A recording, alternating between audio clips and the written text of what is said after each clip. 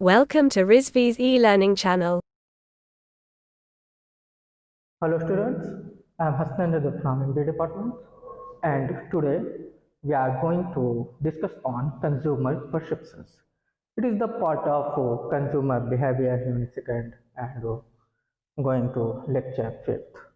In previous lecture we have already discussed and on this topic, but here there are some important points, that is interperception, cognitive dissonance, brand image and position, external influences.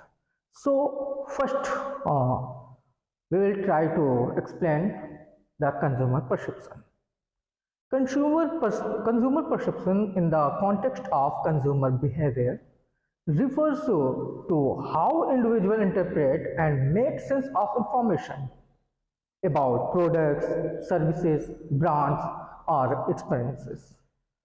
It involves the mental process through which consumers select, organize, and interpret information to form judgments and make decisions. Okay, it's means कि consumer behaviour के अगर context में देखें तो हमारा consumer perception से मतलब ये है, कंज्यूमर परसेप्शन से मुराद ये है कि कैसे एक इंसान, कैसे एक पर्सन, कैसे एक पर्सनालिटी, कैसे एक इंडिविजुअल प्रोडक्ट, सर्विस, ब्रांड या फिर एक्सपीरियंसेस के बारे में इंफॉर्मेशन कैसे निकालते हैं, ओके, और किस तरीके से इंटरप्रेट करते हैं।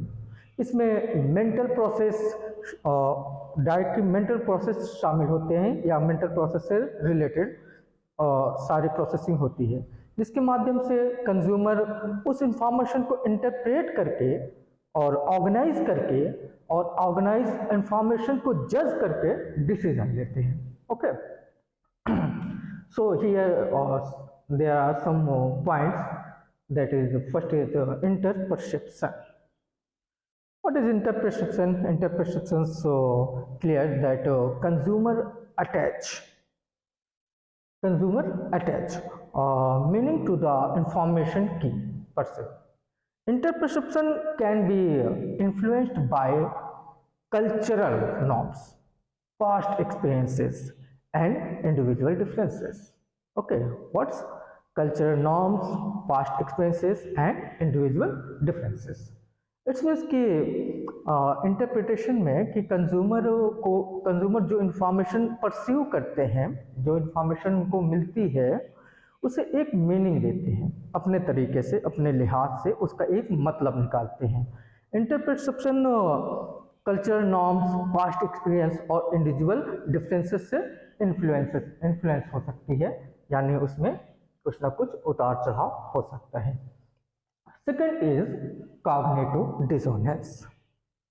Cognitive dissonance means when consumer perception do not align with their attitudes or beliefs, it can lead to cognitive dissonance. This discomfort often drives individuals to seek information that supports their existing beliefs or to change their perceptions. Okay.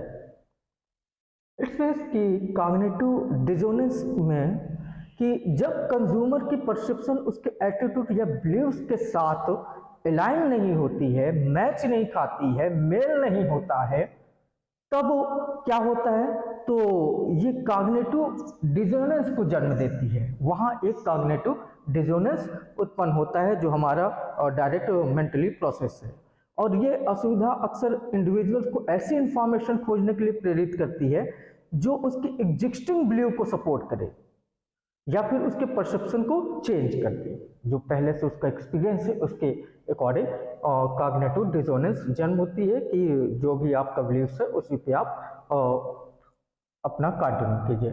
Next is brand image and positioning. As we know that companies work to shape consumer perception. How?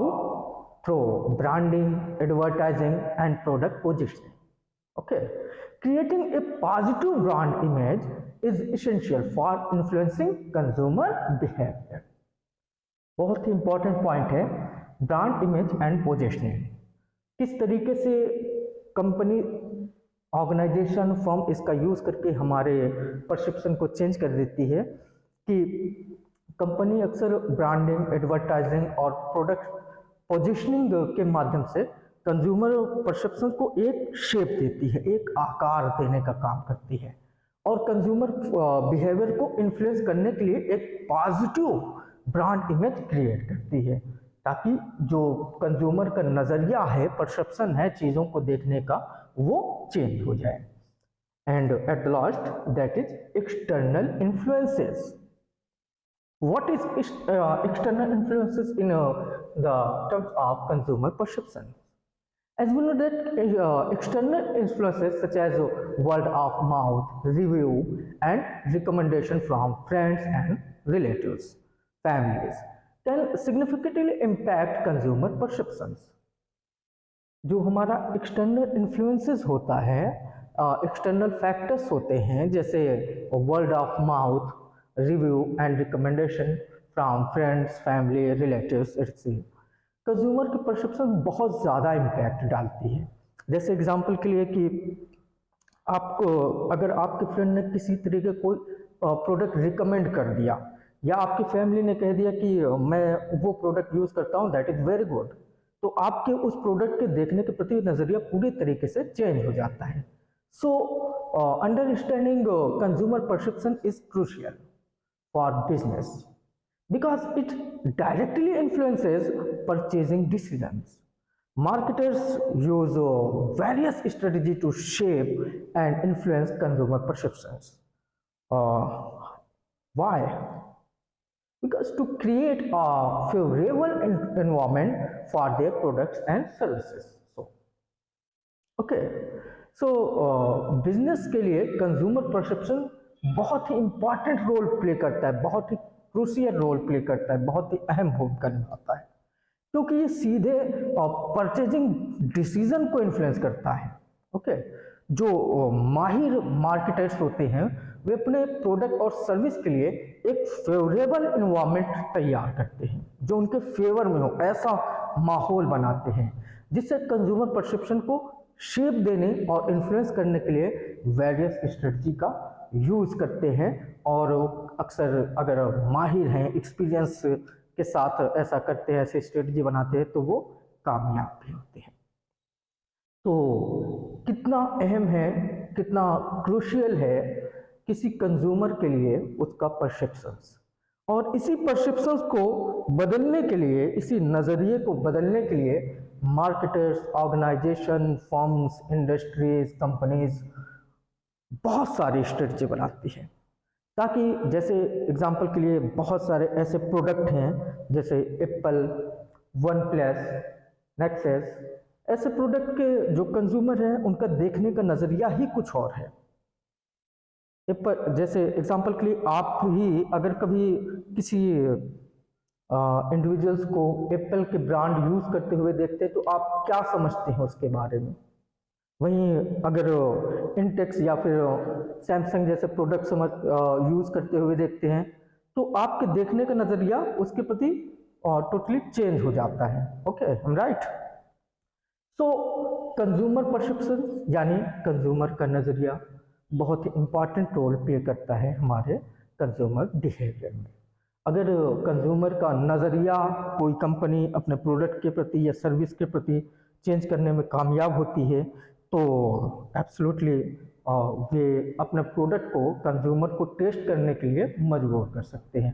Consumer की एक इच्छा होगी, एक desire होगी कि उस product को किसी भी तरीके से हम कंज्यूम करें, यूज़ करें, टेस्ट करें। सो आज के लिए इतना ही। Thank you class.